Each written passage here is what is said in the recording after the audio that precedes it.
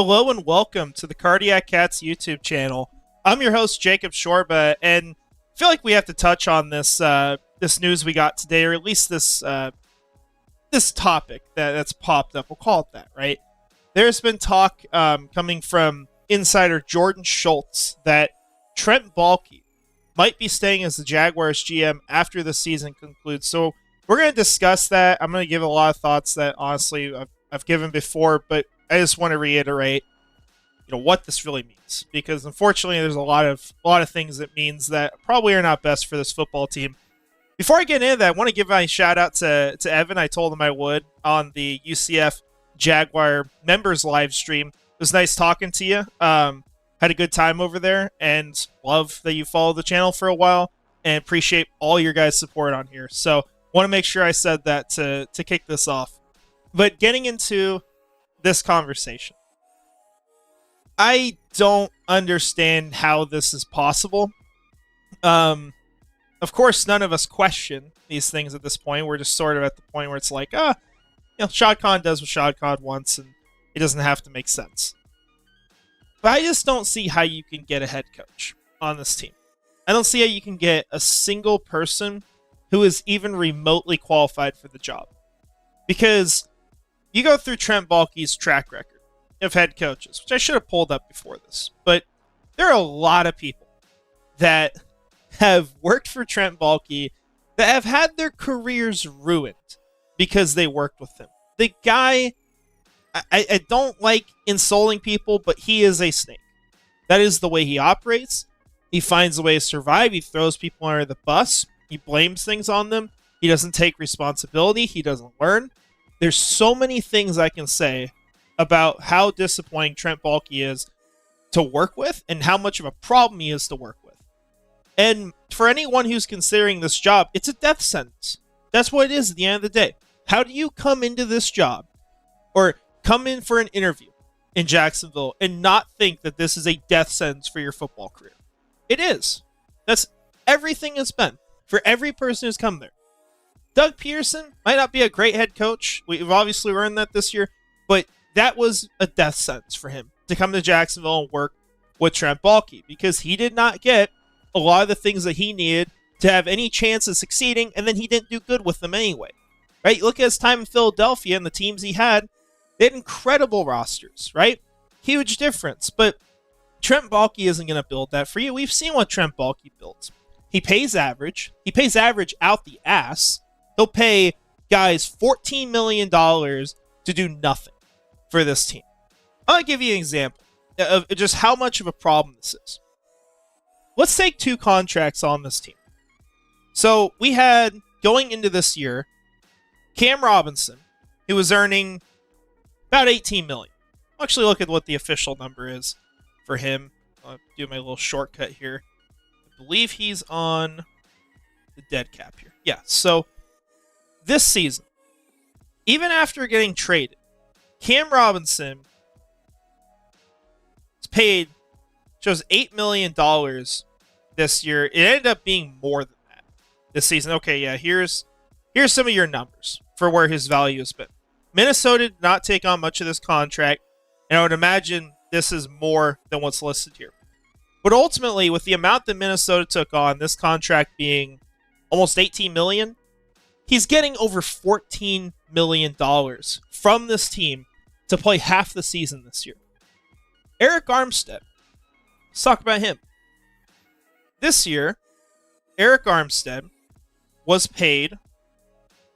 We'll see if the cash paid is actually proper. Yeah, $14.5 million. So these players combined are almost $30 million. And what's the impact of it? Negligible. Right? Cam Robinson's got a backup behind him, or did. He's obviously gone now. But he had Walker Little behind him, who for this entire time that Walker Little has been here, has not been much worse, if worse at all, of an option than Cam Robinson's been. They're both players that have generally been around average with flashes of being better. Cam has just shown slightly more of those. So you're paying that. You know how much money Amon-Ra St. Brown earns?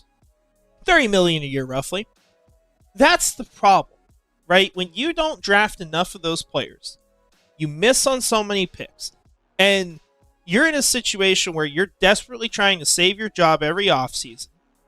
You're going to pay guys a ton of money to come here and be average. And that's so much of what this team has done. They have contracts locked in next year for players that have no business earning what they are. And you are in the worst part of the market because your GM has put you there. He overspends. He has every resource at his disposal. He can't do anything with it. The furthest he has got was 9-8 with a playoff win because the team collapsed. And look, I'm not trying to take away everything from the team that year. They showed a lot of heart and fight in that game. I watched it live. It was phenomenal. But that's still what it was. That's the GM you have. You have a GM who's picked first overall 2 times with Jacksonville. Could still be a third, for all we know. He was in position for that before the Tennessee Titans were such a disaster that they single-handedly saved him from that. I mean, this is where we're at with Trent Baalke. It's a situation where I just don't understand how you get here, and I don't understand how you think you even have an option of hiring someone to work with him. Because what are you going to do? Are you going to hire Matt Eberflus? I mean, they liked him before, or Trent Baalke did. He obviously has like no other options because he just got fired from the Bears. Didn't do well there. But that's where you are right now. Those are the kind of candidates we're talking about. We got Ben Johnson out here, who's seemingly interested in Jacksonville. Clear, great head coach candidate. Right? Not saying it's impossible for him to not work out for some reason, but he's about as safe as you can get with a young hire. And you would rather risk it all for the guy that has failed you time and time again. The guy who never earned the job coming in. He didn't go through a normal interview process. He didn't come from outside this building and earn the GM job because of what he did. He came in as an assistant. He was promoted under the guise that we just need someone who's been with the organization to help out Urban Meyer. And from that point on, we've just pretended as if the guy earned the position and not only deserved all the safeguards that people usually get at that position, but even more. Oh, you're worst in the league 2 years in a row? Who cares? We like you. I don't know why we like you, but we're going to keep you around.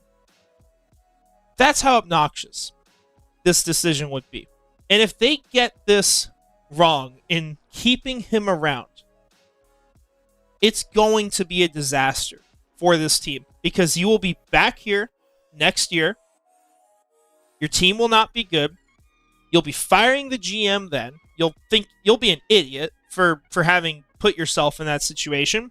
But why would we fire the head coach after 1 year, right? We got to give him another chance. Let's make everything look pretty in this room. We're not going to do the deep.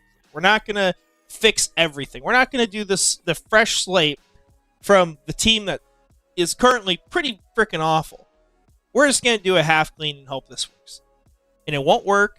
It'll throw everything off, and you're going to put yourself in a disastrous situation willingly. When we're in a spot where, as much as it isn't talked about right now, this next head coach hire, this next front office, has to be a hit for the sake of saving Trevor Lawrence's career. I don't know if you can get this decision wrong and still be able to make Trevor Lawrence a long-term, great franchise quarterback for the Jaguars. You'll reach a breaking point. And you get that next guy, and he might not want him here. He might get traded like a Matthew Stafford does at that point. Of course, Lawrence is a lot more approved to be worth that kind of player, and we believe he can do that. But this is the kind of situation you put yourself in when you're making decisions as reckless as this. And so, this is a rumor, right? This is a possibility, let's say. And Jordan Schultz is a legit insider. He's not someone who's just making things up here. But we have to hope that this doesn't happen. We have to hope for this organization to clean house. And if they're able to do that, they have a legit shot. There are candidates out there who would love to come to Jacksonville. This is an attractive job. As much as we're frustrated with the owner and his reckless decision-making, or lack of decision-making, which is reckless, it is a good situation for GMs and head coaches because you get the time to build things the way you want it. You get the freedom to do it. You get the money you need. Everything works out really well here. The only problem is if they actually clean the house and make it an attractive job. And for some reason, as good of a businessman as Shad Khan's supposed to be, he just can't figure out the football side of things. And he's proven that time and time again. We have to hope we're wrong on it. We have to hope that he proves us wrong. I hope he does. But you're not proving anyone wrong keeping Trent Baalke. You're just proving that you are not able to make these decisions soundly. So that's what I want to talk about. I just want to hit on that. It's unfortunate to see this stuff. I'm not too shocked. I figured regardless of what happens, we'll probably see some scary things like this. Oh, maybe Trent Baalke sticks around, right? It's kind of the nature of making these decisions so late in the season. But he has no business being here. Let's finish this off at the end of the year and let's start fresh because this team is not succeeding with anything that's in the building right now in that front office or in this coaching staff, except maybe the special teams coordinator is good, right? I'm not going to throw him under the bus, but you get my point. So with that all said, I appreciate y'all watching. Want to give a shout out to our channel members, Premier Seer 904, Mr. Dolphin, Scrubber Ducky 5 Harriet, and Brian Foster. If you guys want to join as a channel member, hit me up. I'll be glad to explain anything, but a lot of the information's on this screen. And if you aren't, no worries. Love having you here. Love hearing what you guys got to say. So appreciate y'all being here. Hope you have a great rest of your day. And finally, go Jags.